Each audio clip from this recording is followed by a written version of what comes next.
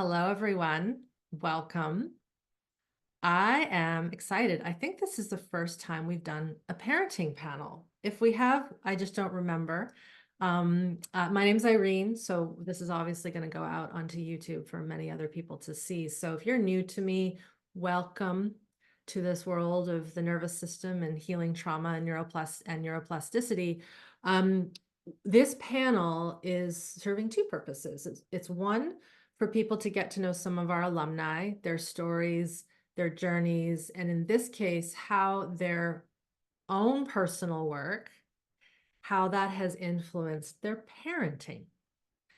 And we have all moms, so it's the Mama Bear Show. And we're going to hear from each of the moms how this work has influenced them, so personal, but also how you've seen this come into line with your parenting, with your kids. If you want to throw in, if you have a partner, with your partner, how things might be aligning differently. And then we're also going to answer questions as they come up in the chat. We have that open, and one of our moderators and my colleague Carrie is here. We have two Carries today to answer questions that might pop up in the chat for those who are here live. If I see a question in the chat that I think we really want to voice out, I will read it out and then we'll answer that question. Of course, the panelists that are here, if you see something in the chat that you'd like to answer, feel free. Of course, we have a bunch of you, so I also don't want to make sure that you're doubling up on answering the questions. So go with the impulse to go into the chat. And I just realized I didn't pop up any submitted questions. So Seth, do you have that document handy at all? Do you want to I just... don't have access to the doc, sorry. Okay. Maybe Bonnie, can you pop that to me on WhatsApp and I'll put that up in case we have questions. And then the other reason we're doing this, I almost forgot, we're in Smart Body, Smart Mind registration, which is my online course that we have been running for many, many years. And some of our alum here have been with us for a long time. Can't get rid of you, and it's great. And others of you are a little newer to the work. So when you come on, just let us know when you started SBSM and doing the work. But right now we're in registration. So registration is open until the 22nd of February, which is next Thursday. So there's still lots of time for those interested to ask questions, learn about the course, learn about the program, what it entails, and why you might want to join us. So what I'm going to do is I'm going to start, let's start with Selden. Hi. Hey, lady friend. So my name is Selden Bayluni. I am a mother of two, an 8-year-old and an 11-year-old. And I started my Smart Body, Smart Mind journey 3 years ago. I've run through the course, pretty much fully each time. Now I kind of hop around a bit. And I mean, God, I came into this work because of autoimmune chronic disease.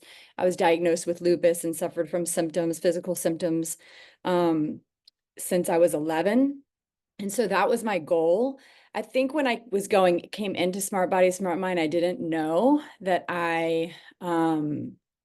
how much I was going to learn from the parenting perspective and what was going to change.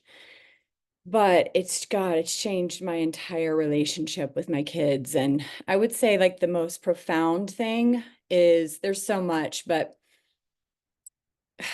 it chokes me up to even say this, but like I can really love them now, like I could love them before, but it's like, I mean, obviously when we give birth, it changes us and it's a love like we can't ever even describe, right?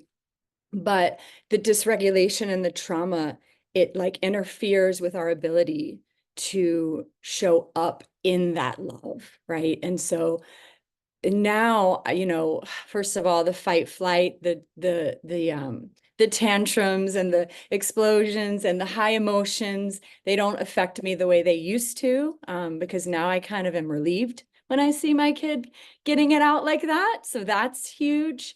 But also the way I show up, just in support is very different. And I think I I was just so dysregulated before that I didn't know how to have my compassion there at the front line, you know?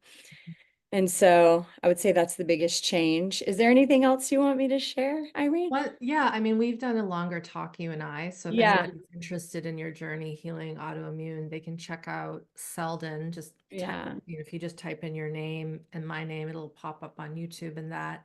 I remember when we chatted, you spoke about how, because you are not with the father of your children anymore, you've split. Wow. And I remember you saying that he doesn't drive you crazy the same way he used Oh, to. yeah, Um, I yeah. wonder if you could speak, because this is important, even with parents who are not together anymore, that relationship and maintaining civility is important for the kids. So do you want to Mhm. talk about how that's shifted since Mhm. this? Thank you. Yeah, Yeah. that's a great point. Well, first of all, the when I realized that that relationship was quite toxic, that obviously was a very difficult step that I had to make, but it was really important for my own healing. And obviously is not an easy journey. It has its own challenges and things. But when I was able to really focus on my own healing, once I did, make that choice to separate myself, it was a long time of just really tough communication with him, where I really like I really had to like limit contact with him almost completely in the beginning.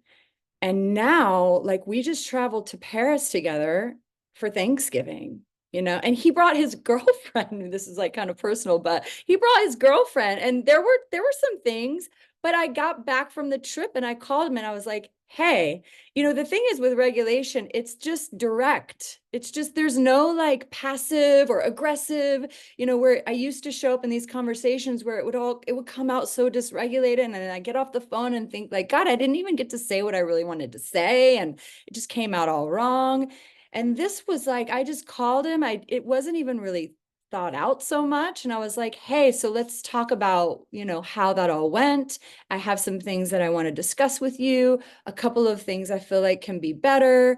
If we want to do this in the future, this is what I think we should change. It was this beautiful conversation. He listened to me because I showed up in authenticity with it. And I mean, that is, yeah, I never thought I would get to that point, honestly. Think that was ever going to happen. So that's been incredible. And I respect him so much. He's on his own journey and he's a great father. And those are things I couldn't really get to before, you Mm, know? that's so good. Thank Yeah. you. Yeah. So Thank yeah, you. it's been incredible. You're welcome. Yeah, I knew you went to Paris for Thanksgiving, and I never would have thought that he was with you with his girlfriend. So that's advanced, like very Yeah. good work. Good work. Thank you. Yeah, Yeah. thank you. It was All right. great. Well, if anything else, we'll go through everybody, but if something pops up as others are talking, then just make a note and we'll come back to you for shares. Okay, sounds Thank good. you. You're welcome.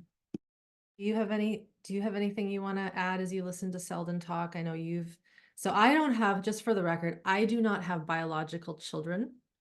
My husband, Seth, does. And he's maybe got something to share just in listening to Selden's story, and then we'll go to the next mama here. Well, it's a very good point about having to, because I certainly relate to the part about how regulation greatly increases our ability to be present with an ex, even if they aren't necessarily someone we would hang out with. Yeah. Now, there's all different kinds of exes, right? There's exes that are friends and it all works great and it's lovely co-parenting and it's smooth. And then there's exes where it's like you can barely communicate without just going into a trigger fest. And so when Yeah. at least one party is regulated, that can really facilitate a more harmonious experience for the children. Now, my child has grown, but even still, there's stuff that I'm still sort of working out with his mom, and just had an experience yesterday where just my ability to stay regulated facilitated an experience where, she was able to go into her suffering and unresolved stuff without it triggering me. I could just be present for it. So, regulation, yay for regulation all around. It really makes communication much more possible in these kinds of highly charged situations. Thanks, Seth. Yeah. Cool. We'll go on to the next one. I'm just looking at my screen. So Saskia, you're right next to Selden on my screen. So we'll make sure you're unmuted. Yeah. Hi. Hi. I think if I look at through all the panelists here, you're the one I've known the longest. I was just thinking, what year did I start? I think 2017. I'm not totally sure. I think Something so, like because we that. did that workshop in New York. Yeah. It might have even been 2016, to be honest. Probably. Yeah. The 16 was SBSM, and then 17 I came to see you. Yeah. Yeah, yeah. Yeah. How are you today? I'm good. I was enjoying Seth saying just the other day, like just on my bike over here to my office, I was upset with my husband. Yeah. But I just see how I get through it quicker. There's more allowance, I guess, for letting my sort of he did this and it's not fair. And then somehow, because I give that a bit more space, I guess, and I get a little bit less in the drama loop, I also get to the point where I'm like, I get where he came from as well.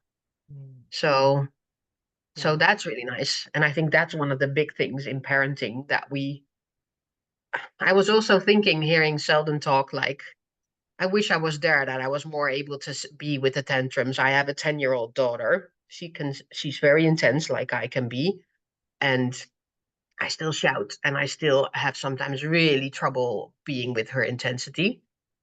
Having said that, I know, we've made a major step forward compared to like my parents, for instance, and how they dealt in their relationship with stuff, and hence how they dealt with us. And so I think there's a lot more awareness of sort of, I don't know, acceptance also. Like my daughter can say pretty intense stuff about people and things happening. And I think we're okay in sort of hearing the emotions behind it, I guess. So I think that's nice, but yeah, by no means are we there yet. Especially since like I've been going into like premenopause, and she's like a preteen. She turns 10 tomorrow. This is the next level again. But yeah, so I was thinking about what did it bring me the with my husband, as for sure, the getting back on the same page quicker, basically understanding each other a lot more. Like we did relationship therapy and all that stuff helped, but I think like my regulation, the way he says it, it's like I haven't seen any things flying through the room for a while. So that's, I guess, the improvement. And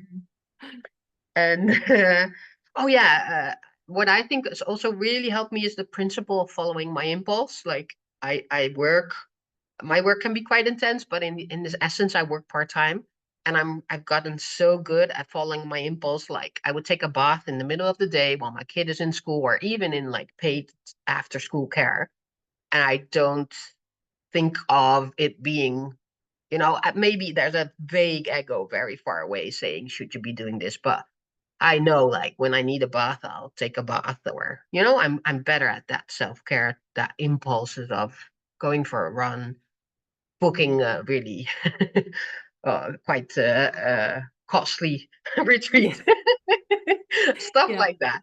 Yeah. So that's been really good, I think, as well.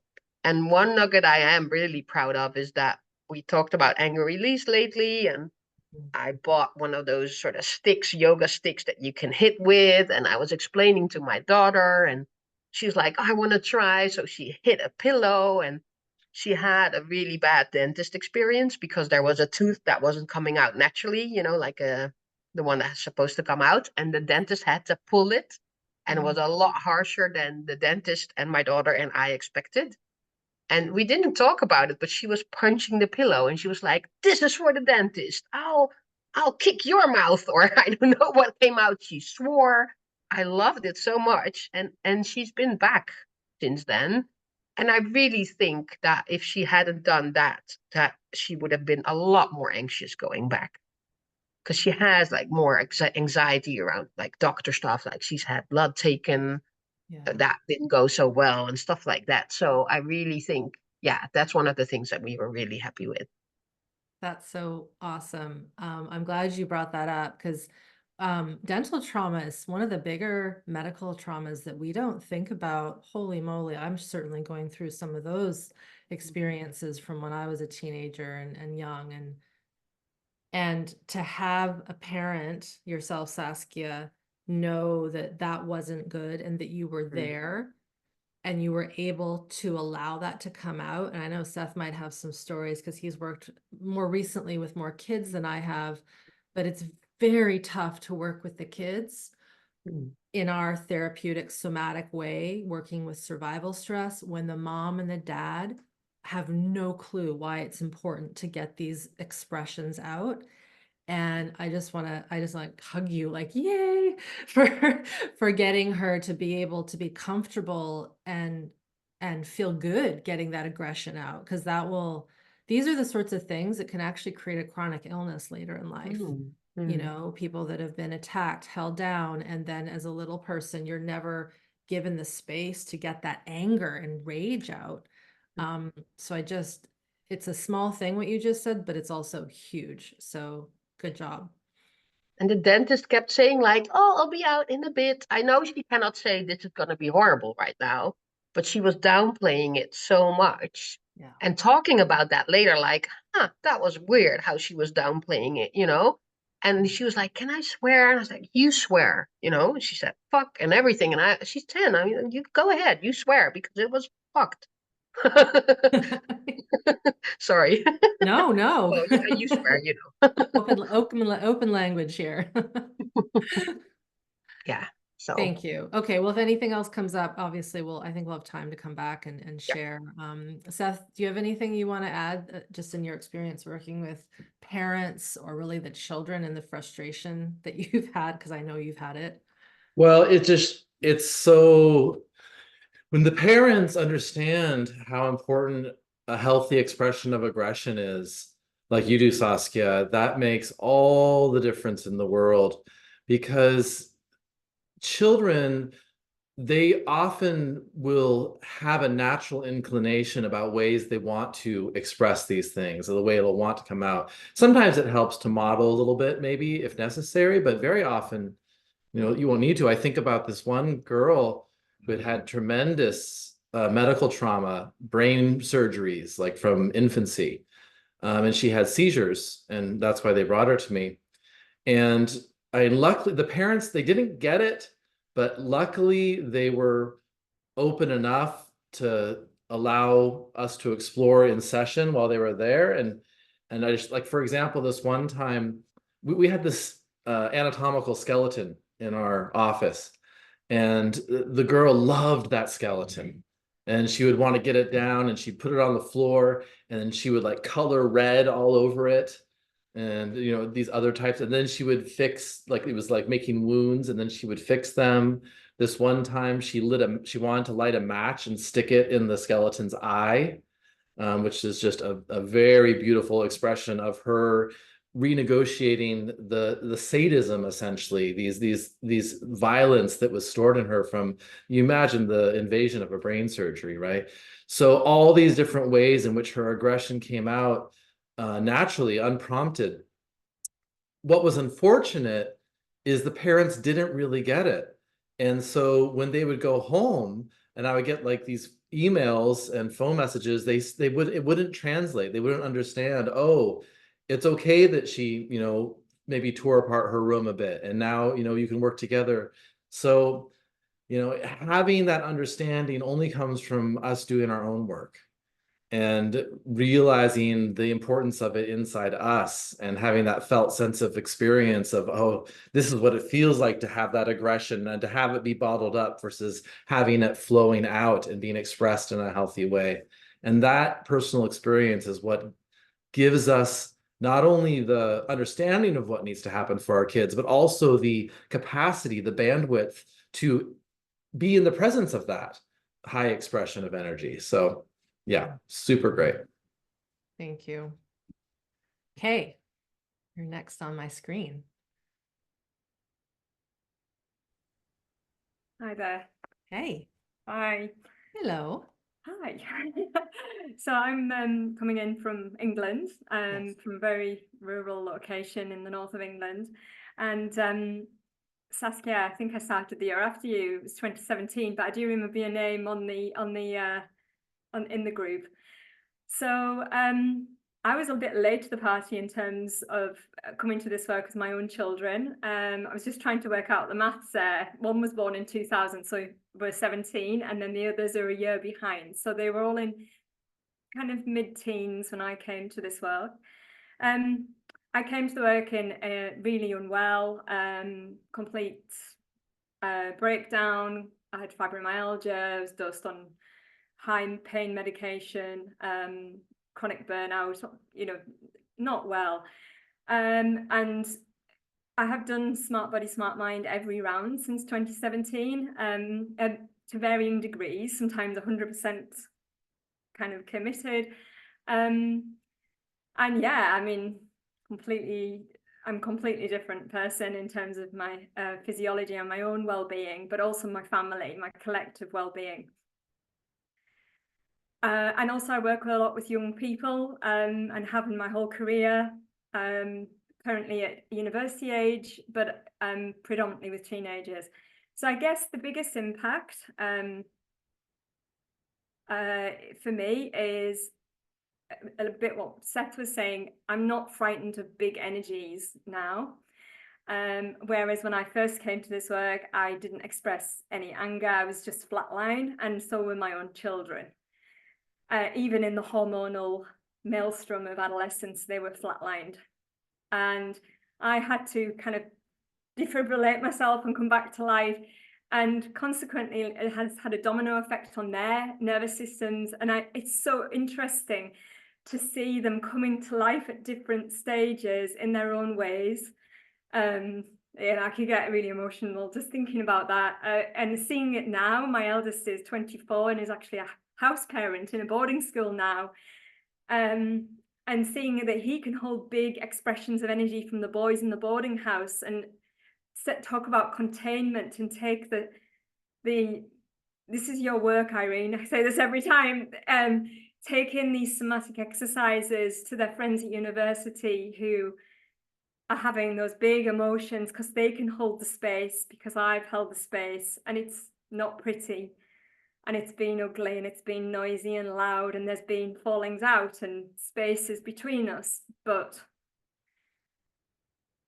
they're alive, and I'm alive, and they're helping other young people be alive too, in a full range of emotions, and the energies that can move through us. Hopefully that wasn't too metaphorical, because I often speak like that. Have I missed anything, Irene? No, I mean, I've heard a lot of your story over the years, and just being in obviously some extra training with you, and your shares on the alumni panel. And that's wonderful. I didn't know that your older son was in that kind of job position. That's really cool. Yeah, in a boarding school, and you can Yeah. imagine the trauma, can't you? Oh, so much trauma.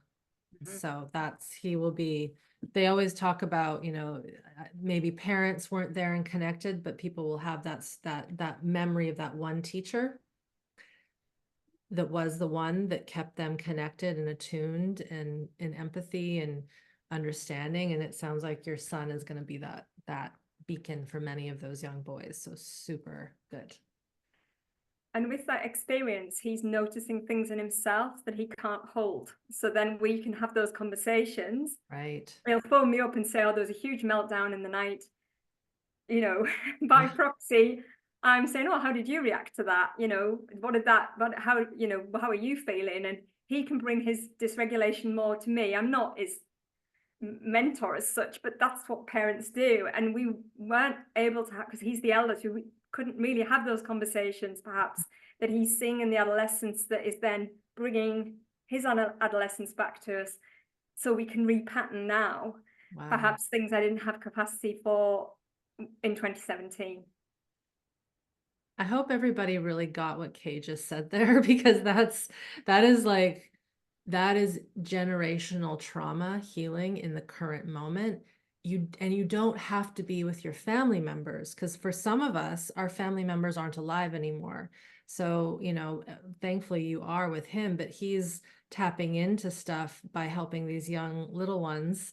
And it reminds me, Kay, actually, of having worked with first responders in the past, like ambulance, police, nurses, and how if you are in an environment that is intense, which I can't imagine how intense a boarding school would be. It is intense. There's a lot of emotion and energy flying around. If you, as the person containing that and being responsible for them, isn't doing your own work, it's very easy to just shut down in that environment and just numb out and then just recycle the old patterns. So that's why that's so cool that he calls you and talks it out and figures out how to stay regulated, perhaps, and what to maybe even do with his own system in that situation. So that's really good.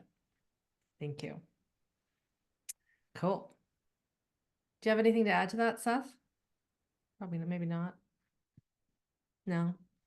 I mean, I can just verify. Having known Kay also for a while, and watching her progress, it's been really beautiful to see this unfolding, this rippling out, and just the whole family is just changed.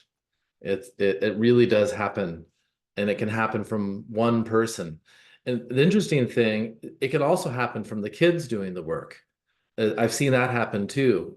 And the parents doing it is super important and ideal, but I've also seen changes to the whole family system come from one of the children doing this work, and that also will ripple out because it is a system, right? The family it's a web, it's intertwined. So one person changes the pattern, it changes the whole pattern. So I just want to be sure when you say the children, you mean the adult children. the adult children, Yes, I want to be very clear that. Kids who reach an adult age and get into this work, and how that can change the parents, and the siblings. Yeah, and some people might ask, can we get this a lot? Can kids do SBSM? And the real answer is not directly. It's an adult program. However, I do know from talking to alum, and there might be some of you that have something to share. And I was with a old friend in London a while ago, and her daughter knew exactly who I was because her mom had been listening to my YouTube videos. And when she picked me up for us to go to dinner, the first thing her daughter said, I've never met her daughter, she's like, "It's IreneLyon, it's IreneLyon." It was so cute. And she was just this alive 10-year-old, and mom was obviously, because of that, because her mother was actively working with herself and not hiding that she was learning about her nervous system. She wasn't forcing it on her daughter. Her daughter was finding it kind of naturally. And that is when, you do have that preteen, teenager, but even like the little kids, like if you're rolling around on the ground doing a neurosensory exercise, your 4-year-old's going to want to play with you. They're going to know that something's happening that's really cool.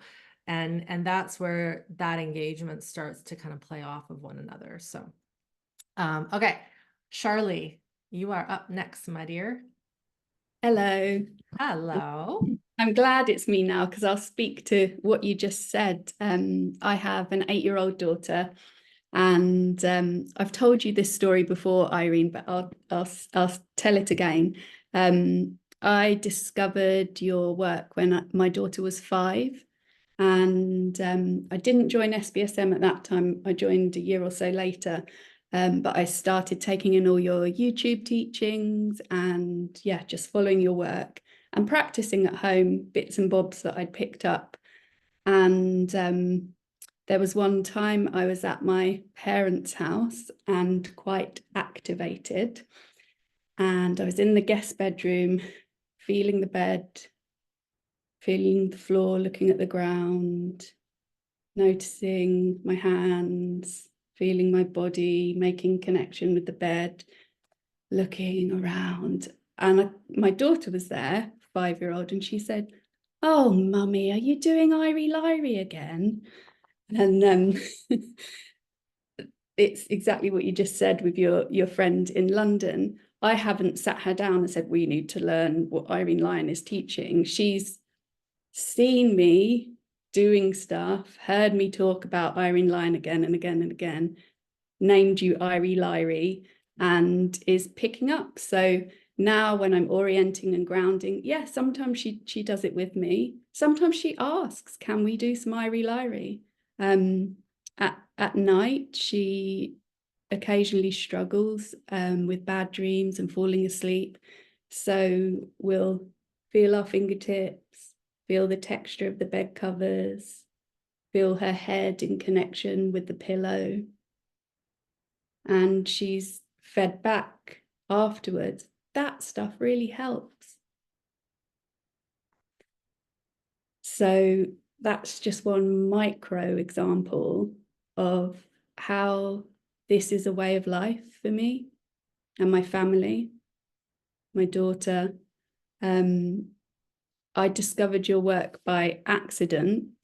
I'm also a therapist, a psychotherapist and clinical supervisor. And at that time, I was working predominantly with children.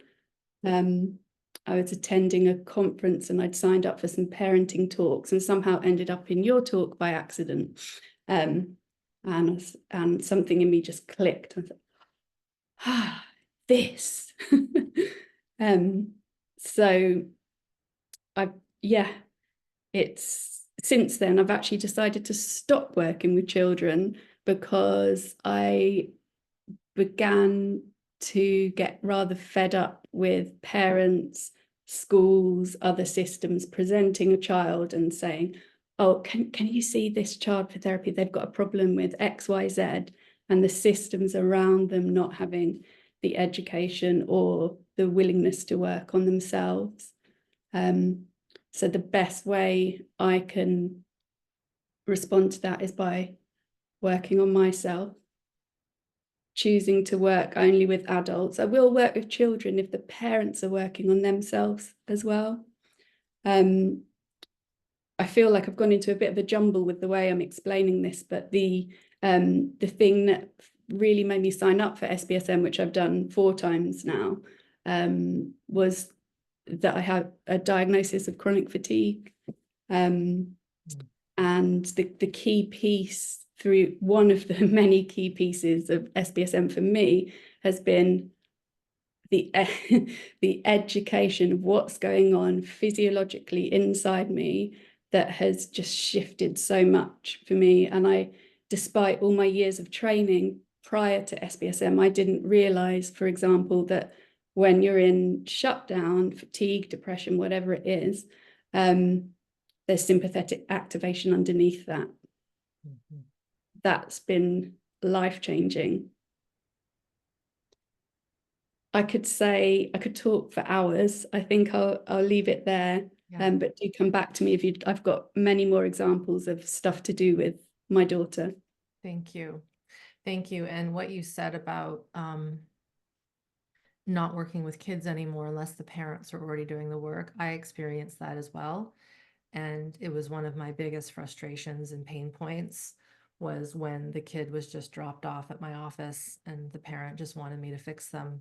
And I had to stop doing that because the alignment was so misattuned. And what the parent thought was going on with the kid was completely not what was going on with the kid. And these weren't little kids, these were older teenagers that I'm thinking about. And there was just no connection. But then when I think about it, that was similar in my upbringing. And it's just kind of the artifact of, from what I've seen, the baby boomers, Gen X, and this kind of, the post-war freeze and PTSD that came out of those 2 big world wars. And I feel like we're finally getting out of that slowly. And we also have swung a little too far in another direction. I know Seth knows this from his parenting with his kiddo when he was young, and maybe he can talk about that in a little bit. But I really appreciate your share and the IreneLyon IreneLyon thing is very cute. I'm very touched by that. So thank you so much. Pleasure. And what I want to say too, Charlie, what you mentioned, the integration that you did with her seamlessly, with having her to feel, you know, her head on the pillow and touch the texture, that, so for the parents here, that's how you teach them this work. It's not necessarily through plugging in an exercise or sitting them in front of the iPad and teaching them about fight, flight, freeze. It's how you attune and how you find creative ways. Kids like creativity. They like to play. They want a game. And that is the part that is so important for parents, is to become playful. And if it's scary for a parent to be playful, then best to figure out what has to happen so that you can get that childlike energy back, because those little ones really need that. So that was just music to my ears when you were talking about those little ways that you brought in the work. Thank you. All right, Camila, I see you up there on my top left. I'm going to unmute you. Okay.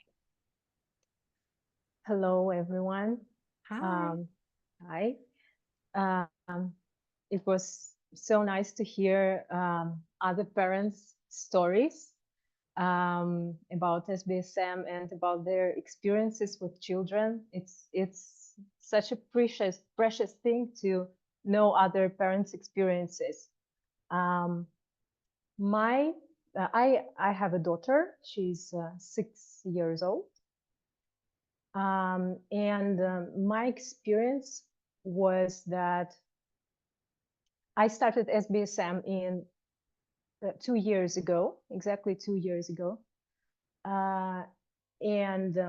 My experience was that when my daughter was born,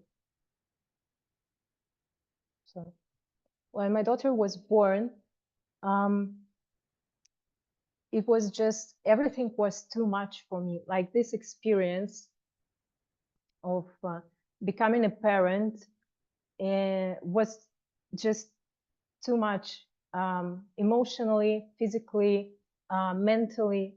I just changed country and I became pregnant. And so the environment around me was just overwhelming.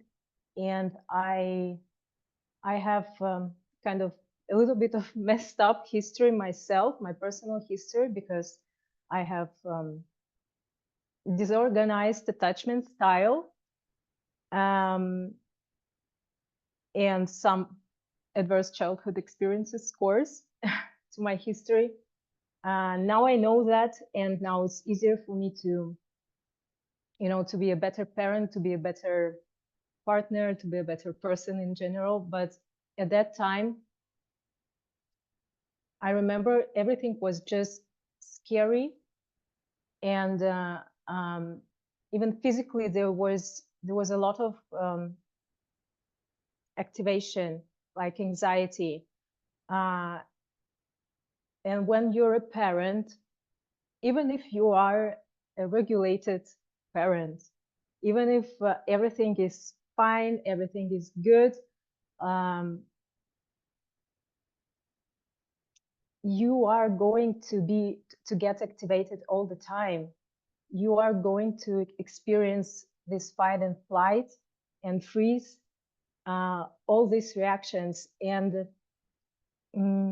I was just trying, I guess I found you because found you, your work and your programs, because I was trying to understand.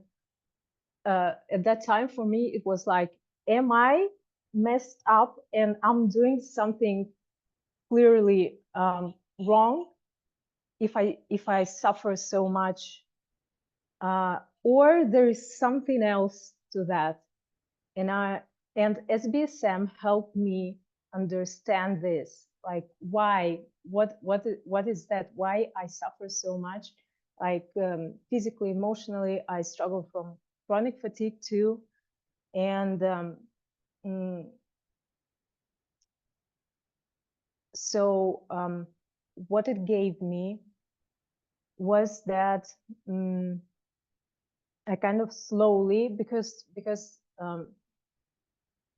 your program is is structured very well, and I could, you know, even suffering from chronic fatigue, I could like really titrate titrate my learning, and it was like with all the overwhelm that I have been experiencing, this program was something that was just this thing that I needed, because it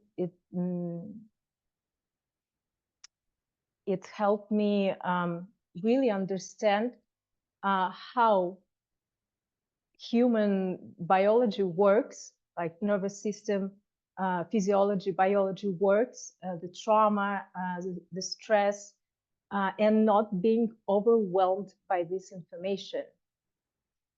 This is a very important thing for me. It was very important for me because, you know, I was maybe doing other courses, other programs, but they were just overwhelming. And your program is very titrated, because that's one of the main principles in this work. And so it led to me being me working on my anxiety or depressive feelings. I'm prone to depressive feelings. I would just, you know, even minor thing, just physically dissociates me. Like I can't, it's not easy to control, but working with this survival energies, a lot of stored survival stress, like a lot. And I know that I have a lot to work with in the future. It's not, I'm not done. Like I know that I'm going to work on other stuff, but now I'm at a point where I can be excited about that, because I know what it is. It's not me who's messed up. That was what I was thinking about when I didn't know this work. Yeah, there are some messed up elements in my story, but I'm not a perfect parent at all. No one is perfect, but now I have everything to just to be truly grounded and feel safe. Yeah, this is another thing. This is another very important thing. I found out I didn't know what safety was. I maybe from my personal story, I remember there was some glimpses of safety, but there was just, I remember like minutes and seconds of safety in my life before. And I had to cultivate from zero so many important things that are necessary to raise a human being. Like, how am I supposed to raise a human being if I don't know what safety is? It was very eye-opening. And you have all the tools to, the SBSM has all the tools to approach this, to approach safety in your life. And one of the things that I found so helpful it's like how to be grounded. And many people say you have to, you know, you sit down and you try to relax, but it's counterproductive. And it was very valuable. You have a very valuable tip. Sometimes we need to stand up and do grounding, standing on our feet, because physically we have so much stress energy, fight and flight energy, that we cannot if we sit down, it will go worse. And just this little thing, I use it now with me, and I use it when my daughter feels activated. And again, it's never like how I teach my child what I learned in SBSM. It's not a lecture, and it's always play, and it's always little tips, like when she can't sleep or she's worried. And what I noticed was that generally it has been already mentioned during the panel. Generally, me and my husband and our daughter, there is more calm atmosphere at home, because again, life is life, and we're going to be activated from time to time and have arguments and anxiety, etc. But now it's like true calm situation at home, because we have this capacity. Such an important thing, having capacity to experience these activations. Another eye-opening thing for me was capacity, that I don't have to work on my trauma. For example, say I have trauma, I have something that is so triggering for me. I don't have to work on that. I should work on my capacity, to build the capacity, and then I can process this stored stress, survival stress, and then after that I will feel better. And maybe last two things, I feel my intuition better. And this is something that I wish every parent could discover and follow, because we're maybe, we live in this industrial technical world where we think we always have a solution.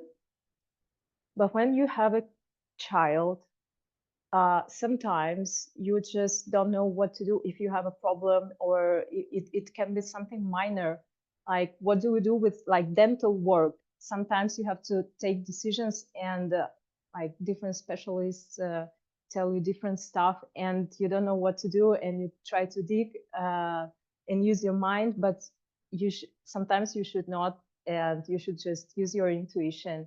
This is another thing this is next level probably, and but it's very important that I really started to feel my intuition. And the very last thing is maybe healthy aggression, because we're not allowed. No one is allowed. No one is allowed to get angry, and we don't know how to process it in a healthy way. So any parent that has done SBSM knows what healthy aggression is, and it's literally healing society. It's healing individual, and it's healing society. How to help our children. I help my daughter, first of all, really experience her activations, because she may go a little bit into freeze mode sometimes, and now I know, now I'm able to see that, to track that, and to help her thaw a little bit from this freeze, and just get it out and be activated, because now she has to be activated now when she's 6 years old, not when she's, I don't know, 90 years old. And so everything just is becoming more healthy from every point of view, like physical health and mental and emotional and spiritual health. So this is my experience with SBSM. Thank you so much, Camila. What stood out in the end there was, because you've had adversity growing up, and you mentioned you were very quick to dissociate and chronic illness or fatigue. Mm-hmm. And you're out of that now. And as you said, you're not perfect, and no one is, but because you have recognized that in yourself and you're healing it, now you see that in your daughter, because when she was really little, you still hadn't done this work, and that's fine. Exactly. Right? It's fine. Yes, yes, yes. But now you can help her unwire or relearn the pattern that she learned from you when you were carrying her and when she was, you know, a baby to 3 years old. And that's so important, because a lot of parents will feel doomed because they weren't perfect when they conceived. And let's face it, most we're not there yet. I know some of your peers from the beta are pregnant right now, and I'm excited about those ladies who are going to have babies soon.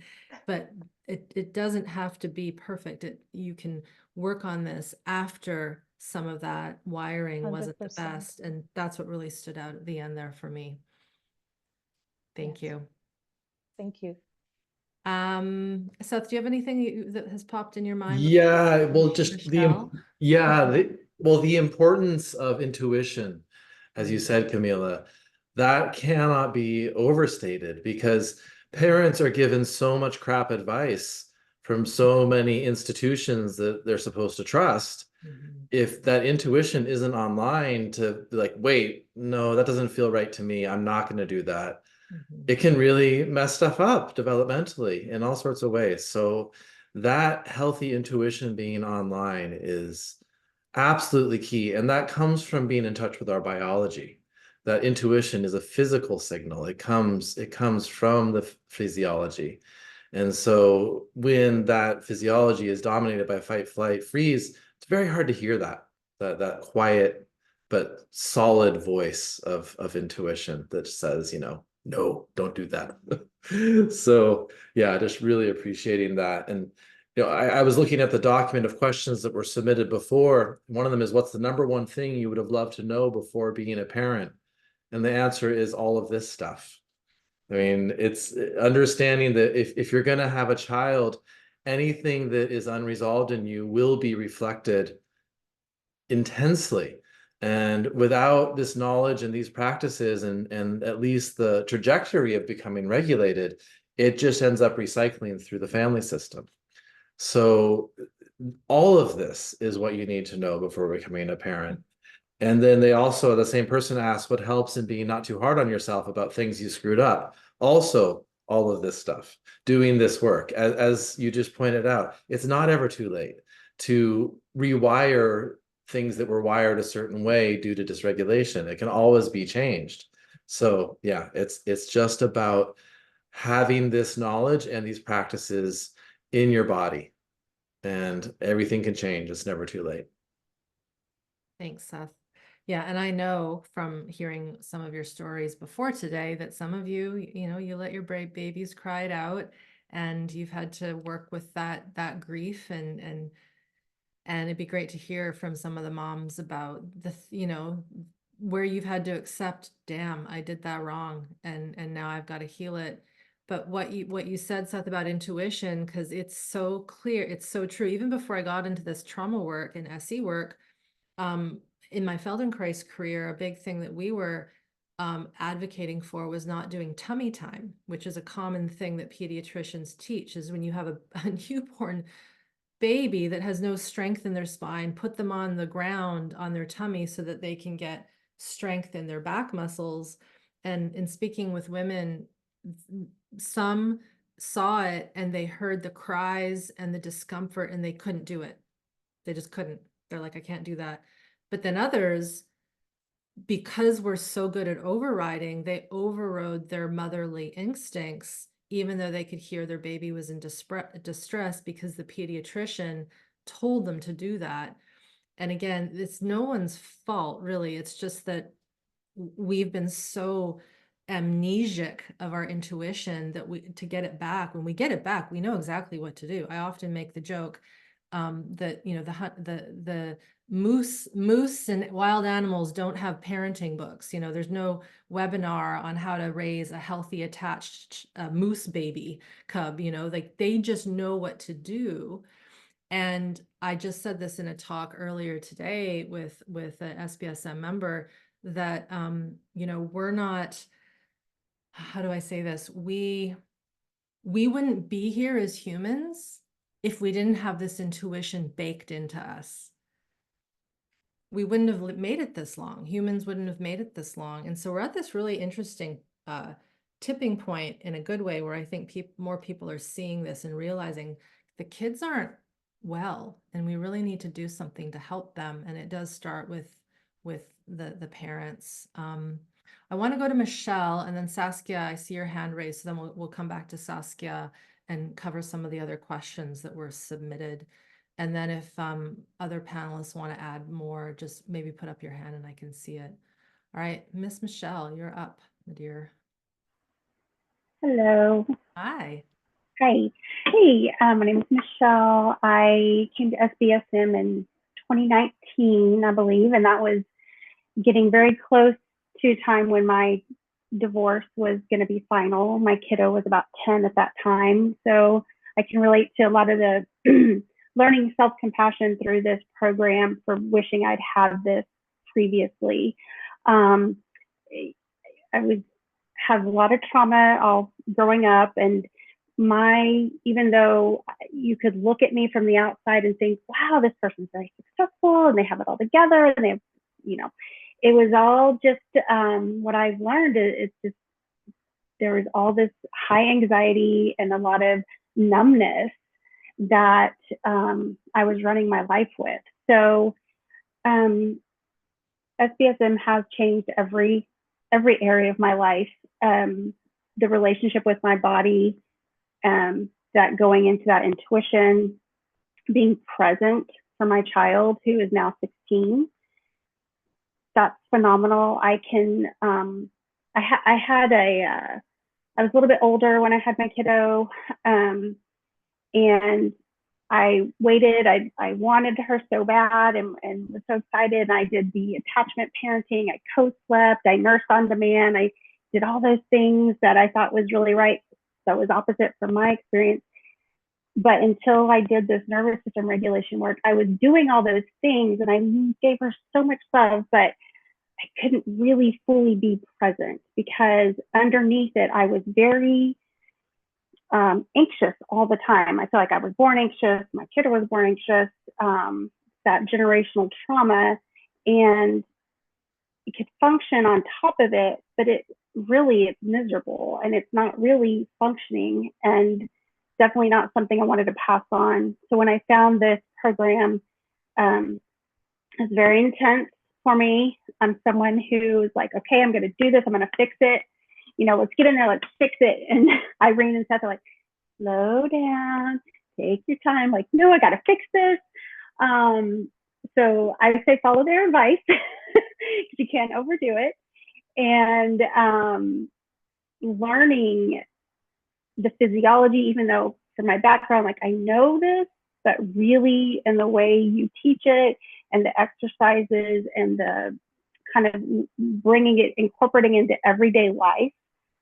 I've done SBSM several times. I will continue to do it, I think, forever, as long as it's around. I use the principles and the information every single day. My kiddo, like I said, they've been late diagnosed with autism.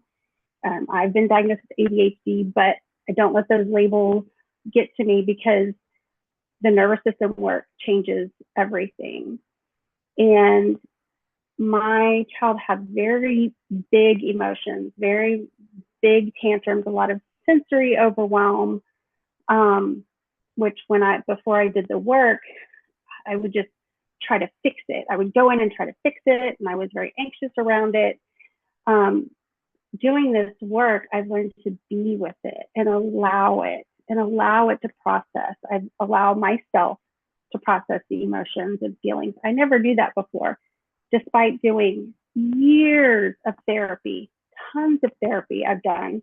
And I could, intellectualize about everything and talk about all this stuff on a certain level, but really feeling it in the body and allowing it to process, and being with the feelings, and giving the space for my kiddo to have those big feelings and not letting it trigger me. And that is so healing and so valuable. Again, I wish I would have had this from the very beginning, and I have had to do a lot of self-forgiveness work and feeling that grief and allowing it and feeling it in my body, which is how it actually heals. And I'm very, very quick now when I hear that little voice come in and say, oh, I wish I would have known this before. I wish I would have done. I'm very quick now to say, you know what? I know it now. And each day I get to practice this, and that's okay. It's okay. I didn't know it, but I'm still miles ahead from, when I was a kid. And so like really are changing the dynamic for my kiddo, for myself, any future generations. So yeah, I just can't speak highly enough about how this has impacted myself, my family, and that ripple effect that goes out. So my child's able to see me, acknowledge feelings, able to speak openly. Previously, before this work, I would just shove them down, didn't feel, and that's not it's not realistic at all. And like I think most people have said here, we've all come so far in this journey, but life is life, and there's going to be triggers. There's going to be things that happen. There's going to be illnesses. I'm going through a lot of hormonal stuff that really I did not expect to affect me the way it has. And this work has been amazing with helping with that. And again, listening to my body, my physiology, knowing kind of what's going on. It's been really extremely helpful in that sense. So yeah, I don't know if there's anything else. Thanks. Anything else in your notes there? We'll go to Carrie next. Yeah, no, I think I was just going to say, just also giving the language to talk about what is going on with my child, and incorporating that into everyday life. Being able to, where you feel, how does that feel? How does working a lot on things that tends to struggle with, like just basic physiology, when you're hungry, when you have to go to the bathroom, those real basic things, and how being in touch with that and honoring that in your body is really important. Yeah. So yeah. Thank you. What really stood out for me when you were sharing at the beginning there, because this is common now, is, I'm going to be the attachment parent. I'm going to be the co-sleeping parent. I'm going to be the parent that does da da da da da. And those are all great. And the interesting thing is when we're regulated, it's just natural to want to co-sleep. It's natural to just be attached. And it's funny how we've just swung so far from that instinct of just raising healthy humans, that we've had to kind of categorize, this is attachment parenting, this is parenting. But you're right. If you have all that intellectual, but in your system, you're still living in survival stress. I don't want to say it won't make any difference, but that they will feel that energetic field of you being uneasy, of you being dissociated, of you not being in tune with your own organs. 100%. And again, as someone who hasn't raised babies, but I've raised a lot of animals, there's no manual for that. You just know what to do when you're with a kitten or a puppy. Like it's that mammalian element. And we forget that, yeah, like you would never take a mother cat away from her kittens. You would never take a mama bear away from her cubs. Like they are with them. They're always with them. And humans need that, even with our complexity and needing to work and all those things. So that really stood out for me. Thank you for sharing that. Yeah, your work allowed me to do that in a more relaxed, present manner instead of with the anxiety, like you said. So 100%. Awesome. Yeah. Thank you. Thank you. Carrie.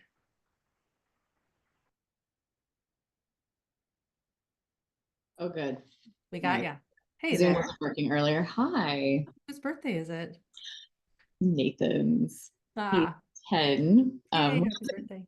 Thank you. It's a good place to start, because when I started this work, he was 4. And I'd say he just embodies expressing in a way that I get feedback from other parents and teachers regularly, that he's so in tune with others and their pain and their struggles, which can be a bit of a burden for him. But I think it's because we're in systems, and he is highly aware that we're in systems that aren't taking care of humans, and he can talk about it. And the way he can talk about it supports everyone else in the system to feel like they matter, and to feel that relief of, it's not me that's broken, it's what's happening around us. And I directly credit all of this work to witness him embodying that connection to his own truth. So that wasn't where I thought I'd start, but That's no, that you know what, that's perfect, because even one of your SBSM peers the other day, who I'm a bit more friends with, she said, my daughter hates school. She can't handle it because she's raised her, as you just said, in this very regulated way. And, you know, I saw a comment on the chat about the systems being broken and media, and it's like, yes, yes. And so many people will say, Irene, you got to get this into the schools. The teachers have to know. And I actually am like, no, it's actually the other way around. It's the people using those systems that have to be the change that then forces a different system to evolve. Yeah. From my experience. It's interesting to have regular conversations with children about how unhelpful the system they're engaging in daily is. And I ask curious questions about what path they might foresee instead. And both for themselves, but also for the world.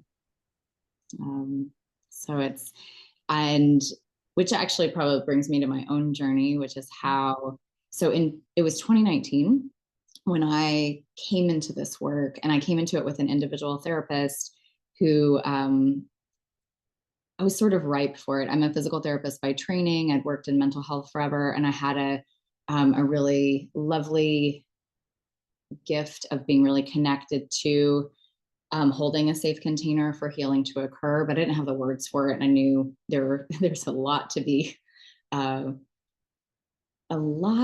improved upon in the frameworks where I was working. And so having it introduced by my individual therapist, my system was like wildfire excited to go. And luckily that practitioner was really good at slowing me down, because similar, I think Michelle was like, somebody said about getting it done, I want to go fast. I don't remember, one of us said that. And I was always that person. This is going to work. We're going to make it work fast. So she kept me slow, but it led me to a podcast with Irene, which I had to listen to it in 3 different settings, because the parenting conversation was what made my system zing. I was like sweeping this kitchen, and I just left the planet at one of your comments, and I thought, oh, I'm disassociating right now. I'm gonna pause this. I'm gonna let it soak in, and it probably took me like 5 weeks to listen to that like 2-hour conversation that you had with another podcast host. And it just was like an exponential growth from there. So by the time I did SBSM in 2020, I was in the unfreezing stage. I was an athlete. I was a high achiever. I was numb, and my systems were breaking down. Like I couldn't absorb nutrition. I was losing muscle mass on a regular basis. I had heart arrhythmias. I like qualified clinically to have POTS.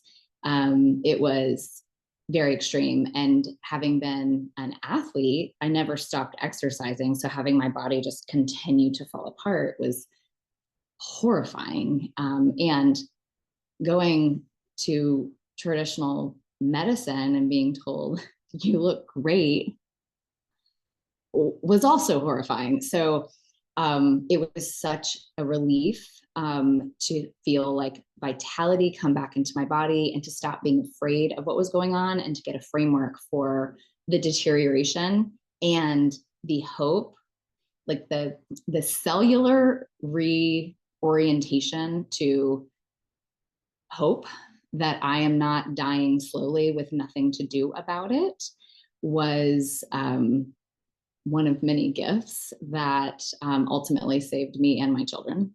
So in SBSM in 2020, I was unfreezing and it was very startling, but because of all the knowledge that I was getting here, and I had a practitioner that I was working with individually, both the program and she were able to hold me really tightly as I was experiencing things that could have been very scary. It scared my kids sometimes, right? Because I was being totally frozen. I was so calm, y'all. I could handle any tantrum, any place, anytime, genuinely, but there was misattunement in it, right? So they didn't feel heard and seen as they were melting down, even though I was right there, even though I was doing the right actions. They were like, Mama, you don't feel me. And they were right. And so, which was also like really painful for me because I had dedicated my entire life to being their mom. And here I was doing everything in my power to be with them. And there was still this distance and they felt alone.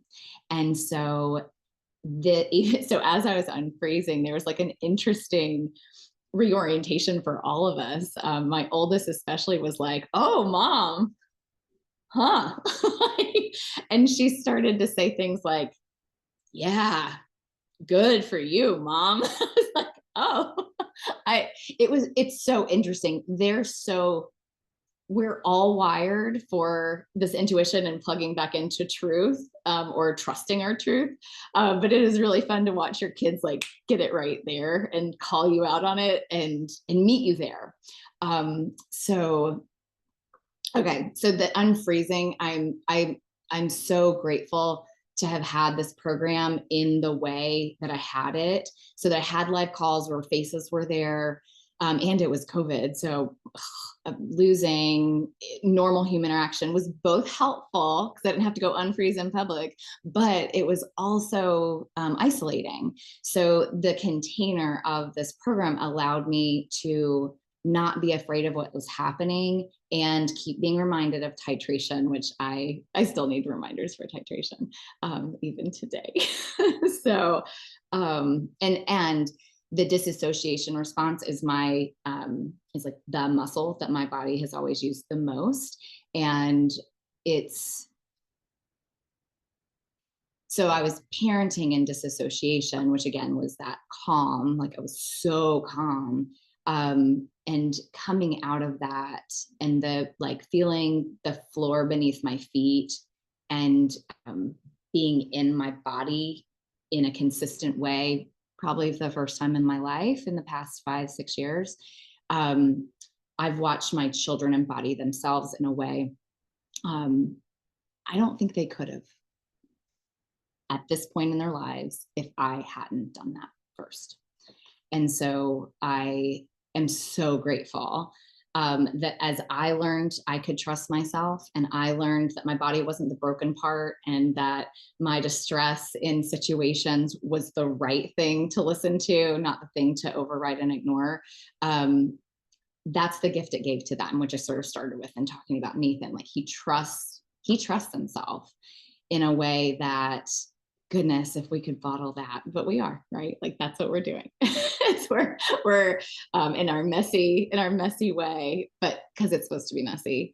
So it's rippled into so I came to trust myself, and that gave my permission to my kids to feel their full range of emotion, because the words were always in my home. The words were always in their lives, but they weren't trustworthy. They didn't believe me because I wasn't connected to myself. So once that plugged in, the flowers bloomed. So the things that I had been trying to do suddenly worked. And it feels like magic, but it's not actually magic. It's just how we're supposed to human. Okay. I had written down notes as other people were talking. Oh, the healthy expression of aggression. I'd say that's been the biggest gift in our family, because they always had permission for it. They didn't trust the permission, because I wasn't expressing any aggression. And that's what my oldest probably compliments the most is, there you are, Mom. I knew you had it in you. What? Oh, okay. And which is such a gift, right? Because I'm being seen, she has permission, they have permission, and that filters into their friend groups, into other parent conversations. It's a community change when one parent changes in this way. Another thing I feel like is really, really different, and I feel like I really have 3 teenagers, because teenagehood is contagious, even when they're younger. I can observe them in real time. So when they're having their big struggles and their big charges, I can observe and make choices. And I don't think if I hadn't started this work when they were before teenagehood, I can't imagine how hard it might have been. And so me being able to take beats and ask curious questions about what they feel in their bodies to get them out of their heads or to get them out of up here. I'm so grateful for it. And my oldest and youngest both have verbalized, and they've said, how do you do that? How do you stay with us? And my answer has been, well, I don't think I end up with you. Like, I'm here and I see it, but I don't have to go all the way to where you are to feel where you are. And so it's just changed everything about how our house works. What you just said there, Carrie, Seth and I were just talking about that the other day, the difference between attunement and empathy, because a lot of people will classify themselves as empaths, and I just take on the world's energy and I'm exhausted. And if we lived in that way as parents, no kid would ever get fed, right? Like it would be a disaster. But what you just said is exactly what we were talking about the other day, Seth, just the ability to attune, but not merge with their activation, with their troubles, with their struggles. And what I have seen, it's like I grew up in the Gen X where the parents were literally like, didn't know where we were, ever, which had its benefits. There was some cool things about that too. But then it swung to parents needing to know everything and merge to the point of being their kid's best friend. And what you mentioned about healthy aggression is so interesting, because that's boundary. That's setting right from wrong. That's no, you have to clean your room tonight. And I'll help you. But these are how these little elements of healthy aggression and boundary come out. If we're not comfortable in ourselves expressing that, it will be very hard to enforce those rules, which kids need. They need these rules and routines. So that was what I kind of, as you were speaking, that's what really popped. Thank you. It's also, they're relieved too. Yes, they're relieved when you express what's true, and they're relieved by the healthy aggression around that container that says, these are the rules and this is what's good. And this is what will help you survive and live and thrive. They're like, oh, okay. Even if they don't like it, even if they push back, I can feel a physical relaxation as they grumble to go clean their room or whatever. Of course. Thank you so much. Seth, do you have any follow-up? I mean, you probably have something. It just resonates with everything we've been talking about. Of course. And the difference between applying the right technique versus being attuned. It's everything. And also, like you said, the difference between empathy and attunement is key. I mean, empathy it's something that I think it's important, like the ability to understand and feel another person's suffering, but attunement is far cleaner. And it's the distinction between, like you said, I feel what's happening for you, but I'm not merging with you. We're not becoming this like soup together where there's no differentiation. It's like I can feel you and I'm still me and you're still you and I'm present with you. And it's a much safer thing. Empathy can be quite harmful to us, and especially when it's coupled with dysregulation, because empathy then is combined with hypervigilance, and then your radar becomes huge, and that's where you have the diagnosis of a highly sensitive person. It's just empathy coupled with hypervigilance and this huge radar that's always trying to feel everything all the time. So it's yeah, a very important point. And just Carrie, it's so lovely to hear from you. Just yeah, I know you a bit and have gotten to work with you, and it's just it's so lovely to witness your journey and to hear how things are happening now. It's really wonderful. Thank I you. want to add to that, Seth, and then Saskia, I think you had your hand up, but all of you I know quite well. Charlie, I just met you in November, but all of you studied with me in the beta as well. And I mean, I haven't seen you, Carrie, online for about a year now, I guess. Michelle, it wasn't that long ago, and Camilla, I mean, you're all much more regulated in a fabulous, like, it's just so cool to see this shift. And you're just doing the work and it shows. And it is really, really fabulous to see you embody, all of you embodying this work. And gosh, your kids are just going to have the time of their lives when they're adults. And Kay is already in that place where her kids are adults doing cool things, because they're not going to have to spend 20 years figuring out how to heal their nervous systems, because they'll be fine. They'll be regulated at that point. And that's how I feel the world will shift out of survival, is as these kids and as the parents. And I know there's some grandparents here.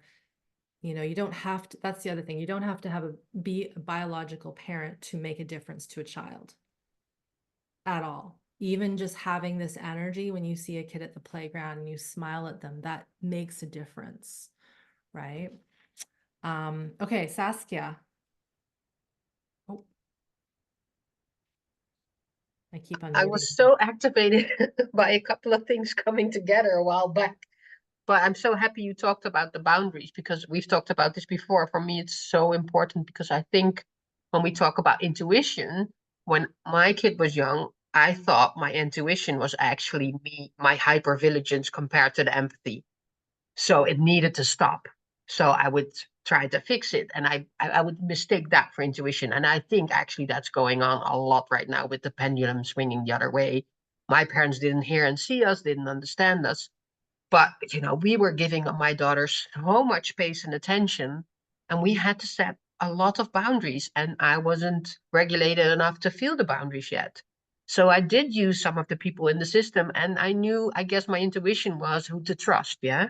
So we had a coach who did tell us about, I don't want to say discipline, but like consequences and stuff. And she showed us, like, your daughter is a little bit next to you, and that's not comfortable for her. You're the parents, you decide.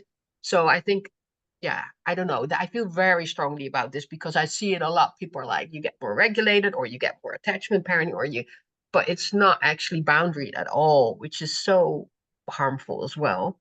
And I also wanted to say one thing, like with the dentist, I don't know. I don't think anyone said that, but just to be sure, I think it had to happen, the tooth stuff, because it was messing up her growth. Yeah. And I'm not a dentist, and I trusted the person. The way it happened and everything is shit, but she was able to go through it, so I really feel also like I don't want to. What I did for a while is sort of confirm, if she felt unsafe, I would confirm the unsafety, and now I'm more like, you were actually safe and it was really hard. Or yeah, I just wanted to say something about that. No, that's wonderful. And this is just a total sidebar, because I'm very obsessed with a book right now on Yeah. dental health called Jaws. I'm probably going to try to find a way to interview the authors, But for those of you that still have kids where teeth are growing or maybe braces are happening, I could cry thinking about it right now, because everything that happened to me with my teeth was backwards, shouldn't have happened.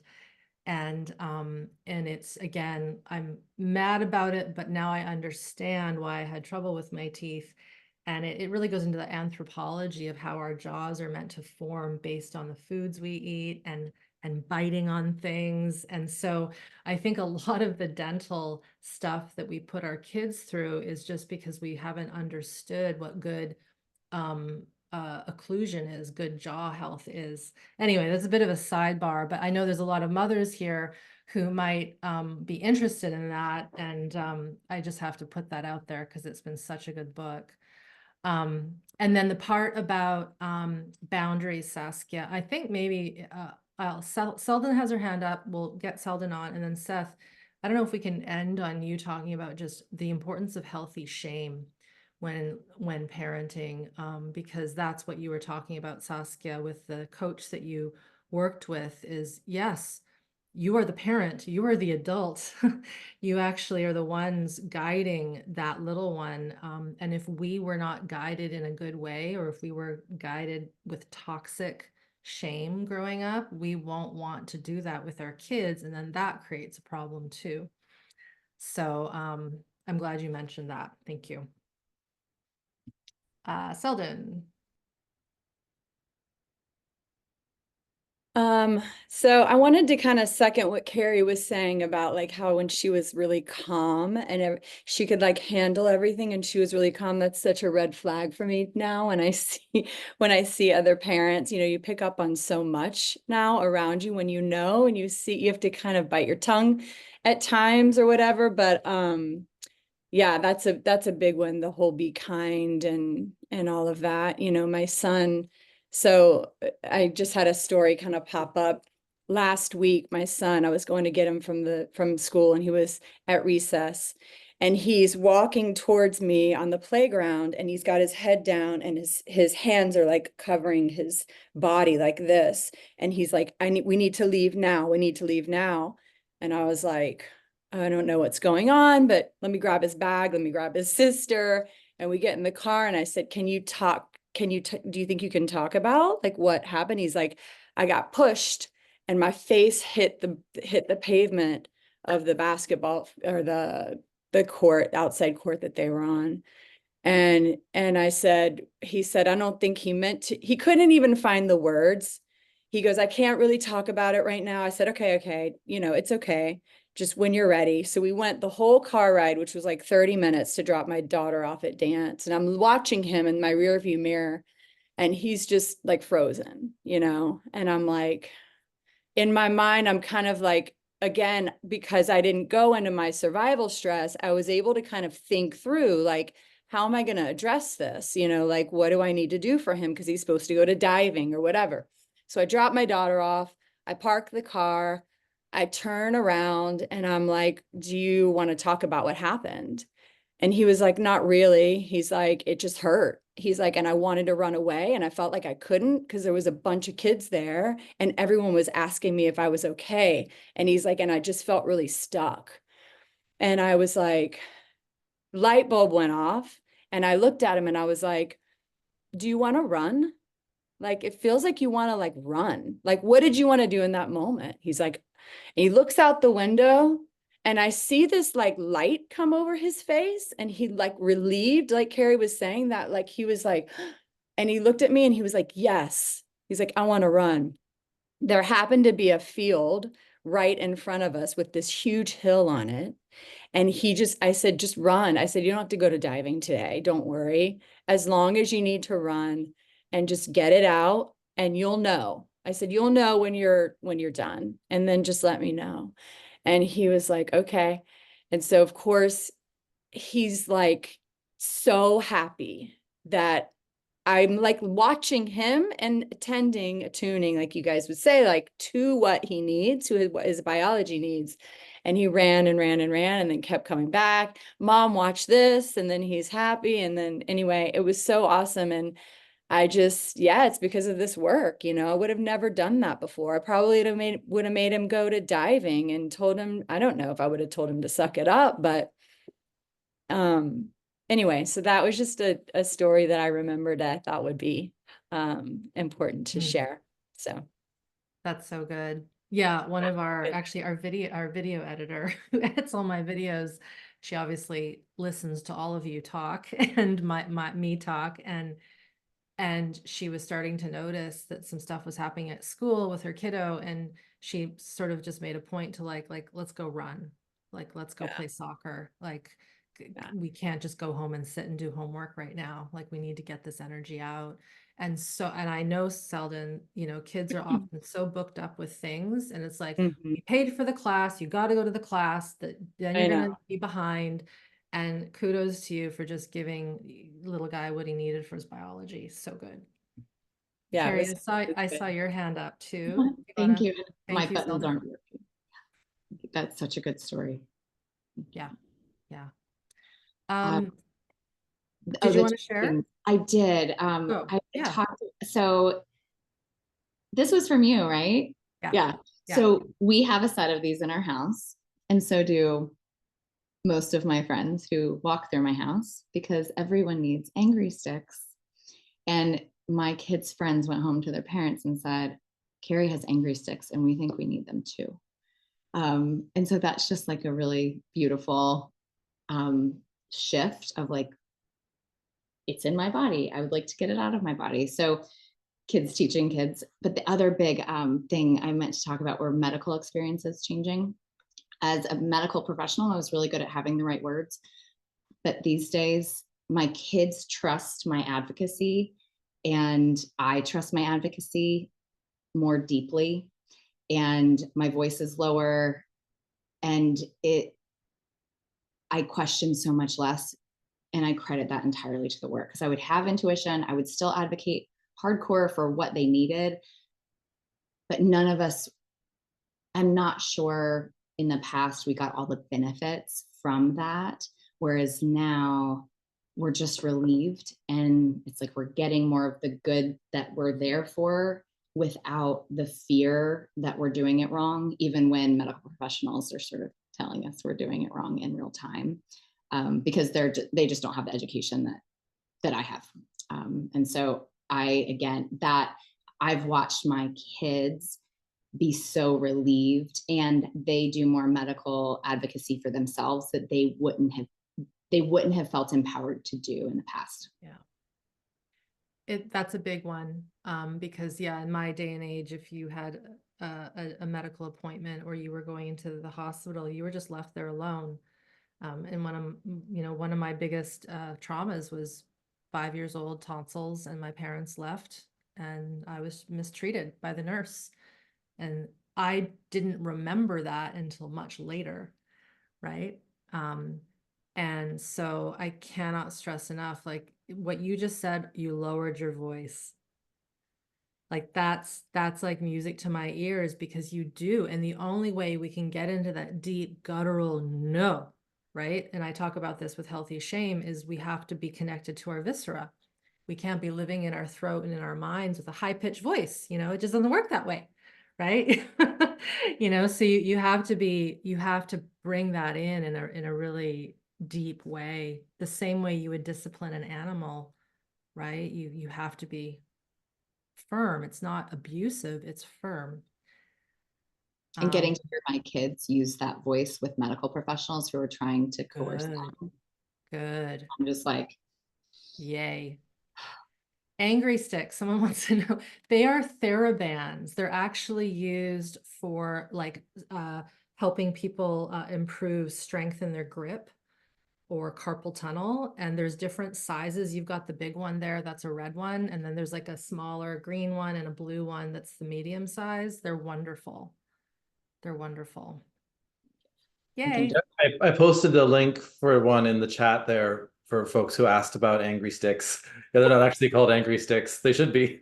But yeah, you can get them in many different strengths. And depending on your grip strength, you just sort of choose which one you think will be good. But There's a good video to watch if you want to sort of understand how they're used, which is Irene's video, how to work with anger in a healthy way. And that's the one where she does it with my arm. But if you don't have someone that it's safe to do that with, one of these sticks works really well. And it's just about essentially channeling that energy of aggression in a safe, healthy way. Yeah. And another one, like those yoga, funnily enough, those yoga cushions that are a little soft and squishy, like you sit on them to meditate. Those are really good because they're thick and you can pound them without hurting your arms, and you can squeeze them. And you know, when you go to that video that Seth just mentioned, and I know we're at time here, so we'll wrap up real soon. Some of the comments are interesting to read, because some people will say, you're being so abusive to him. And I laugh, but I get it. Like, to someone who doesn't understand the nervous system and doesn't understand the importance of healthy aggression, or who has never had a healthy relationship with a man, and then they see, or vice versa, right? And they see me reefing on Seth's forearm, and you know, that's what I'm doing in that's like, whoa, right? But if that's triggering to someone, that's a very good indication that there is stored survival stress and this inability to be in healthy aggression. So this is like, we're animals, like we're human, but we also have these animal needs to get this energy out. I would love to touch, I know we're at 90 minutes just passed, but Seth, do you want to just finish a little bit up on just your experience as a parent with healthy shame? If you can do that in like under 10 minutes, that would be amazing. Yeah. Okay. And then we'll wrap up, and just, this has been so good. Thank you all. Well, I mean, the first thing to notice is just for everyone listening, when Irene said healthy shame, what happened in your body? Because there may have been like or a what, or a confusion, or an anger, or like, because just the concept that shame could be healthy it can be triggering to a lot of people, understandably so, because many people like myself were on the receiving end of a lot of toxic shame. And I'll explain the difference, but that's what I grew up with. So toxic shame is where the parent basically says, you know, you're unacceptable, you are bad. It's not about the behavior, it's about you as a person. You are not, you know, that's what I got all the time, was unacceptable. So there's many ways that can get communicated. It can get communicated just with facial expression, with a little sneer, with contempt, right? It can be tone of voice. It can be outright abuse, you know, being hit, that kind of stuff. So there's many ways that we, as little ones, can receive this impression of toxic shame, which is essentially like, I am bad, I'm not worthy of love, I'm not worthy of connection. So it's hard to imagine there could be something with the same word that could be healthy. What we're talking about is really something that only applies, for the most part, to young toddlers. And what it is really the setting of a boundary that explains this is dangerous. So the classic example is a little kid, you know, exploring their world. They're reaching up to touch a hot stove, and you say, no. You know, it's not like, oh, honey, don't touch that. No. Like you lower your voice, you get a little louder. It's important that they not touch that stove. What that no is going to do is send a signal into that system that there's no other way to describe it other than shame. Like the head, you know, the shoulders will droop, and the head will droop, and the tail will tuck a bit. It's the posture of shame. But in that case, it's actually corrective. What's happening is that somatic signal of collapse gets associated with the behavior, not with them as a person, right? And it's very important that no is immediately followed up with connection. Oh, honey, it's okay. I love you. You just can't, you know, you can't touch the stove. It's really dangerous. You're going to burn yourself. You explain, you're present, you're caring, you're loving. You explain that you love them and that the action is dangerous. In that context, it's actually a very powerful, healthy tool because it's about that somatic signal of collapse. That's like, oh, that is what lives in the body. The next time they think about going to touch the hot stove, there's this memory of like, oh, that didn't feel good. And so it's a very specific thing. It's about boundaries, communicating boundaries about what is safe, what is not, what is acceptable to the tribe, so to speak. And it's a valuable tool. It's something that, because I didn't get that, I only got the toxic version. What happened is I ended up being a parent who didn't know how to set boundaries, who was so like, it felt so terrifying. The thought of telling my son that he was doing something wrong, like that would feel like I was going to die, because it was touching into those areas of what I had taken in. So it's just a very important distinction to understand, that it's okay if, you know, if you're needing to protect your little one, or if they're a little bit older and they're being really rude to someone, to say like, no, don't do that, you know, and then, but stay in connection, explain, to let them know that they are loved and okay, but the behavior is bad. So that's the distinction. And it took me, unfortunately, until my son was grown to understand the importance of the boundaries and the discipline and all that stuff. And it was kind of too late at that point. But it wasn't too late to have a conversation about that and to explain to him how I knew I had messed up, and how and to recognize for him, I see how this is affecting you now, and to get him support in other ways that could help, you know, with the various impacts that me not having boundaries and discipline had on him. So that's pretty much it in a nutshell. Some of our biggest fights were around this. Oh yeah, because he share a was living little- with us as a little teenager. personal. And Yeah. oh yeah, and Irene, of course, knew exactly what I was doing wrong, and it was, yeah, very terrifying to me. He couldn't So, hear it. oh yeah, it's amazing we survived. Lots of couples therapy, lots of couples therapy, very important. Yeah. So thank you, Seth. And yeah, what Yeah. someone said here is, you know, Brené Brown has really talked a lot about shame, and I like some of Brené's work, and I don't love her work around shame. I think that what has gotten confusing is, for her, all shame is bad, and guilt. This person said she differentiates guilt as I did something bad, whereas shame, I am bad. Seth just explained it. The healthy shame has to go into the physiology, but with the knowing I've done something bad. At 3 years old, or 2 years old, or 4 years old, you don't understand guilt. Guilt is what John Bradshaw would call, and he's passed, but look up John Bradshaw on YouTube and watch his old PBS series. They're so good. He would call guilt moral shame. And at 3 years old, you don't understand morality. It's after about age 5 that you can start to learn how to manipulate and, you know, death a bit better. But this ability to really distinguish, it's not guilt. You don't want to guilt a toddler into not touching the hot stove.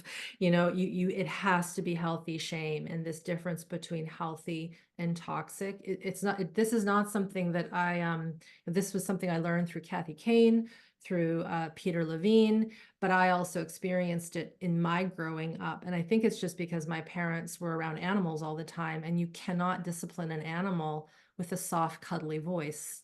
There needs to be strong, direct, but still, you know, there's also people that discipline animals in an abusive way, and that's not good either, right? So it's very similar. You would never use healthy shame though with an infant. So this is where there's this difference where infant, yes, anytime that infant cries, you pick them up. You don't tell them they're bad because they're crying, right? And this is where we've gotten so far away from our intuition of knowing, like, there are certain stages where they get everything they want. And then there's this stage where you don't get the cookie. Nope. Nope. maybe some other day, but not now. We're going to do, right? It's like, and that has to come from the parent or the caregivers, because it's not just parents, it's being with kids that aren't yours and you're maybe caretaking them. You have to be careful.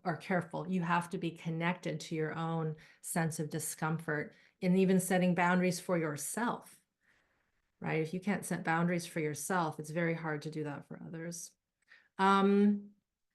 Anything else that you want to add there, Sethers? No, that's good. All right. Thank you, everyone.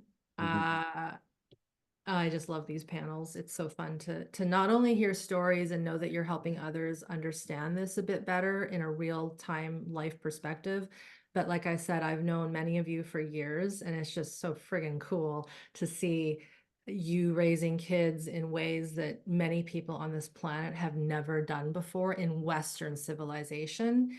And it's super possible, right? I don't think we all have to go live in a commune in the woods to do this. God knows that doesn't often go well, right? You know, so the ability to do this in modern society with technology and still have fun with the kids, but still teach them these rudimentary basics of right from wrong, connection, love, play, all the things is super possible. There's no need for us to screw up our kids. I often heard that a long time ago, like, oh, I'm going to have a kid, I'm sure I'm going to screw him up. It's like, no, you don't have to.